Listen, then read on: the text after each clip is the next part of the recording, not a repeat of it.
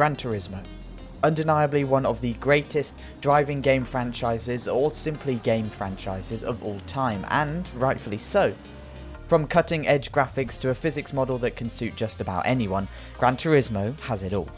On this, the franchise's 25th anniversary, we thought it apt to take a look back at the series, a series that has been a staple for all of us here at Racing Games. So, without further ado, start your engines and get ready for a trip down racing's memory lane.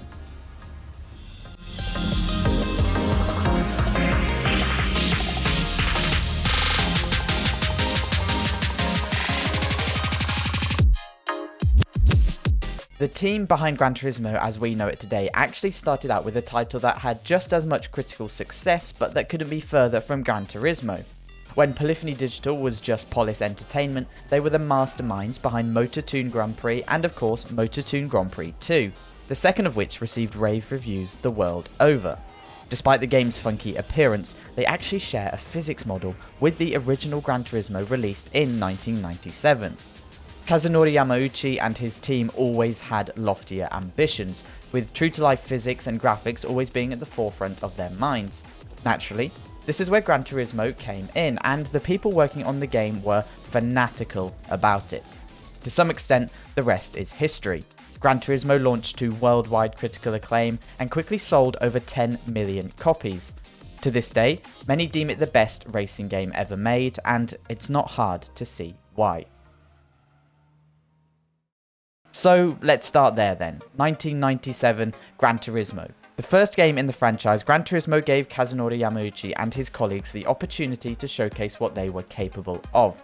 With cars made up of around 300 polygons each, nothing by today's standards but incredible for the time, 140 cars in the game and 11 tracks, the game was the perfect title to showcase the power of the new Sony console, the PlayStation. In fact, Gran Turismo was one of the few titles to take full advantage of one of the PlayStation's most exciting features, its DualShock controller. This helped anyone playing feel closer to the action than ever before, and certainly added to Sony's decision to give Polis Entertainment more agency over its releases. Kaz renamed the studio to Polyphony Digital and set about ensuring the legacy of Gran Turismo as the real driving simulator. Gran Turismo 2 was next. It cemented Gran Turismo as a franchise that was here to stay and not simply a one-off flash in the pan. The game followed largely the same winning formula as the first. Use cutting-edge technology to create some gorgeous graphics, utilize as many features of the PlayStation as possible, and provide an incredibly realistic driving experience. It did just that, and on a huge scale, but not without a few hitches along the way. Gran Turismo 2 took the franchise from 140 cars to a whopping 650. There were 27 tracks and rally was added as well. This was incredibly well received by the audience, obviously, and the wider choice made for a game that had a much higher replay factor. What didn't help the replay factor was the bugs. From 100% completion being impossible, a drift mode was rumoured and then removed from the game, to cars joining races that they shouldn't be able to. Thankfully, people were offered a fixed version of the game, bearing in mind we aren't in the digital games era yet, free of charge. The next in the franchise, Gran Turismo 3, was the first title designed for the PlayStation 2, and boy did it deliver when it arrived in 2001. As per usual, the game launched to international critical acclaim and was quickly dubbed a must-have for any PS2 owner. With the power of the PlayStation 2, the team at Polyphony could really stretch their legs, and they showed that with an immense graphical boost. The cars went from a mere 300 polygons to 4,000, leading to some of the most realistic graphics seen in a game to date, full stop. Unfortunately, for the players, this meant that the 650 cars in Gran Turismo 2 dropped to around 180 in Gran Turismo 3. The game was also made with Logitech, which resulted in the Logitech GT Force steering wheel, a force feedback wheel that was made specifically for Gran Turismo 3. This was the perfect way to drive one of the 180 cars around one of the game's 19 tracks. Once again proving the powerhouse that the Gran Turismo franchise was becoming, we have the release of Gran Turismo 4 in 2004 and 5. It was preceded by the release of the smaller Gran Turismo 4 Prologue, But the game's full release continued a dominating trend for the series. It quickly came to be the third best-selling game of the PlayStation 2 and one of the highest-selling games of 2005. The title boasted a whopping 721 plus vehicles from 80 manufacturers. Now that the team at Polyphony had wrapped their heads around the PS2's immense performance boost from the PlayStation 1, they were able to do everything they had wanted. For Kazunori Yamauchi, this was the immense car list, as well as 51 tracks. The game also featured B-Spec for the first time. The Crew Chief style gameplay edition was a game changer, as Gran Turismo 4 featured a number of immense endurance races. In fact, given that this was the first Gran Turismo title that I received as a present, I have many memories of me and my dad leaving the game on overnight, our indomitable 4GT lapping Circuit de la Sarthe while we caught some Z's in a 24-hour race. In the gap between the traditional 4-wheel releases, we had Tourist Trophy. The game was met with good reviews, and Kaz to this day doesn't deny the possibility of a Tourist Trophy 2, but we haven't seen that just yet.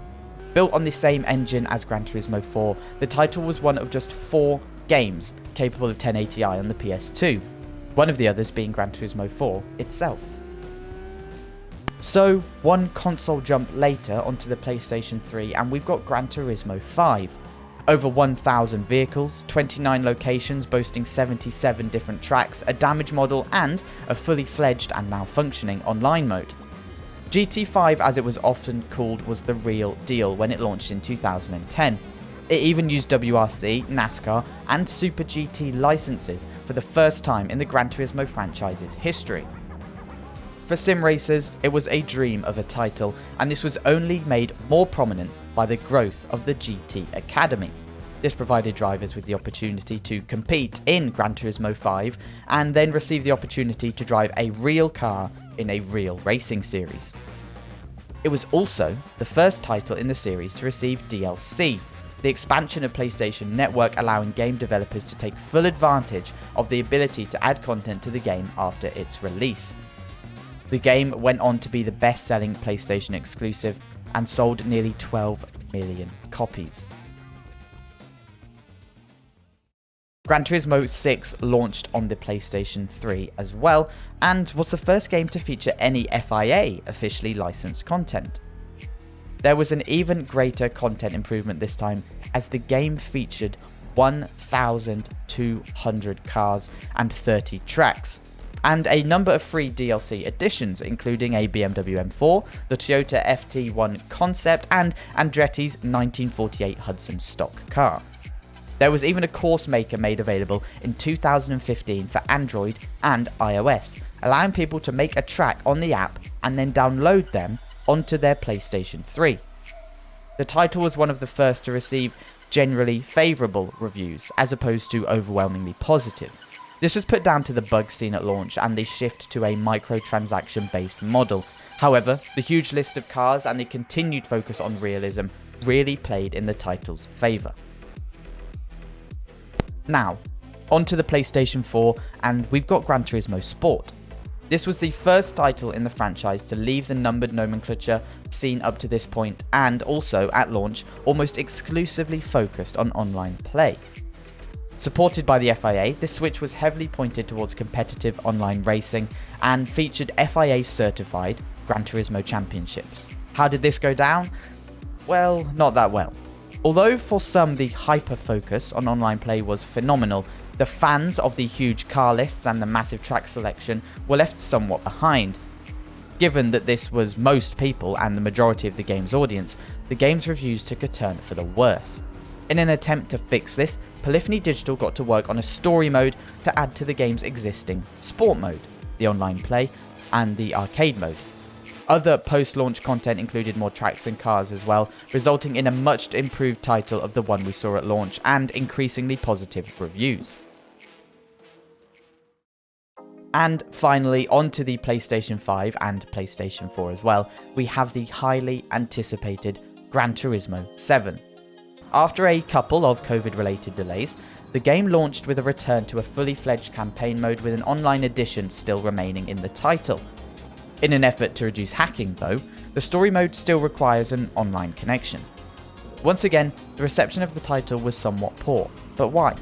The game launched with a heavy focus on microtransactions that was backed up by an excessive amount of grinding being necessary to buy certain cars. This was fixed in one of the first game updates, but for many, the damage was already done. The graphics and gameplay, however, remain incredible, especially for those on a PS5 who can take full benefit of 4K 60 and HDR. The title itself is a combination of all things Gran Turismo past and present, and places a huge focus on the history of the automobile and car culture itself. In fact, the in-game used car store reflects car prices in real life. So, Gran Turismo. It's been with many of us for over 2 decades now, and continues to be a staple for any PlayStation owner with even half an interest in cars. Whether it's the cutting-edge graphics, the huge car selection, or simply the iconic starting notes, we all have a Gran Turismo-related core memory. To Kazunori Yamauchi and the team at Polyphony Digital, thank you. You've created an iconic franchise that will play until our thumbs no longer work, and a generation of petrol heads that, more than anything else, have a shared passion that can never be explained to a non-petrol head.